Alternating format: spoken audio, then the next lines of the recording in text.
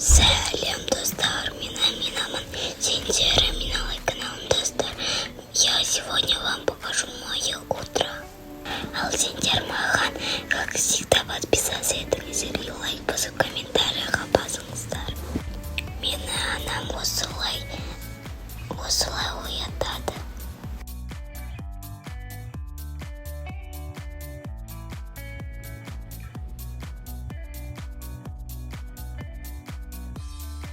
Сосын мен 10 минут бірнәрсе телефонда қарап жатамын, всем отвечаю WhatsApp'та.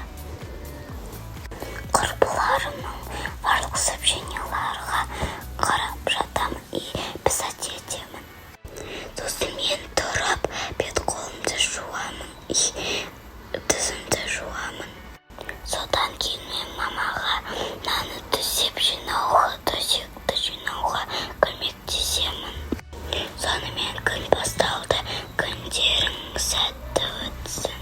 Ал бүгін менде көп жұмыс бар. Содан кейін менің любимый таңғы ас, мен қазір тамақ ішемін. Ал сендер таңғы асқа не жейсіздер, не жейсіңдер, не жақсы көресіздер. Ал біздің үйімізде барлығы әртүрлі тамақ жейді. Ал сіздер комментарийға жазып қойыңдар, не жейсіздер. Менің інім каша жейді. Ал мен йогурт жақсы көремін. Ал папам қуырылған жұмыртқаны жеуге жақсы көреді. Ал мамам творог жейді. Бірақ демалыс күні біз әртүрлі жей береміз. Бүгін мен мынандай тәтті жасап жатырмын.